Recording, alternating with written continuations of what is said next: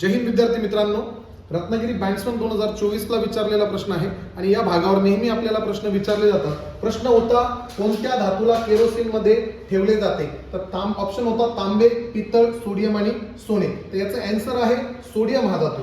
Sodium या धातूकडे आपण जर बघितलं तर ज्यावेळेस सोडियम या धातूची पाण्यासोबत अभिक्रिया होते, हवेसोबत अभिक्रिया होते, त्यावेळेस लक्षात घ्यायचंय की हा पेट घेतोय आणि पेट घेऊन त्यानंतर याचा विस्फोट होतो आणि हा विस्फोट झाल्यामुळे याला सुरक्षेच्या कारणासाठी याला केरोसिन मध्ये ठेवलं जातं. आणखी महत्वाची गोष्ट सोडियम बद्दल जर जाणून घ्यायची जर म्हटलं तर सोडियम जो धातू आहे या धातूला पेरियोडिक टेबल मध्ये इथे संज्ञा आहे Na आणि याला पेरियोडिक टेबल मध्ये स्थान देण्यात आलेले आहे 11व्या स्थानी.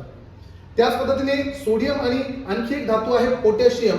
आपण लक्षात जर घेतलं तर हे दोन धातू असे आहेत की यांचा हवेशी आणि पाण्याशी संपर्क जर आला तर हे दोघेही पेट घेतात आणि म्हणून या दोघांना देखील केरोसिन मध्ये ठेवलं जातं. आपल्याला ऑप्शन मध्ये इथे सोडियम बघायला मिळतो. सोडियम जर नसता तर इथं पोटॅशियम जर दिला असता तर याचं उत्तर आपल्याला पोटॅशियम लिहावं लागलं असतं. कारण हे दोन धातू असे आहेत सोडियम आणि पोटॅशियम की हे हवेसोबत आणि पाण्यासोबत यांची रासायनिक अभिक्रिया जर झाली तर त्यांचा स्फोट होऊ शकतो आणि म्हणून सुरक्षेच्या कारणासाठी यांना केरोसिन मध्ये ठेवलं जातं. त्याच पद्धतीने आणखी महत्वाची गोष्ट म्हणजे काय की हे जे दोन धातू आहेत सोडियम आणि पोटॅशियम यांना आपण चाकूने देखील कापू शकतो. जसं आपण बटर कापतो त्या पद्धतीने सोडियम आणि पोटॅशियम यांना चाकूने देखील कापलं जाऊ शकतं. म्हणून प्रश्न आपल्याला विचारला जातो इथे की कोणता धातू जो आहे हा चाकूने कापला जाऊ शकतो? तर लक्षात ठेवायचं विद्यार्थी मित्रांनो की पोटॅशियम आणि सोडियम हे दोन धातू असे आहेत की जे आपण चाकूने कापू शकतो.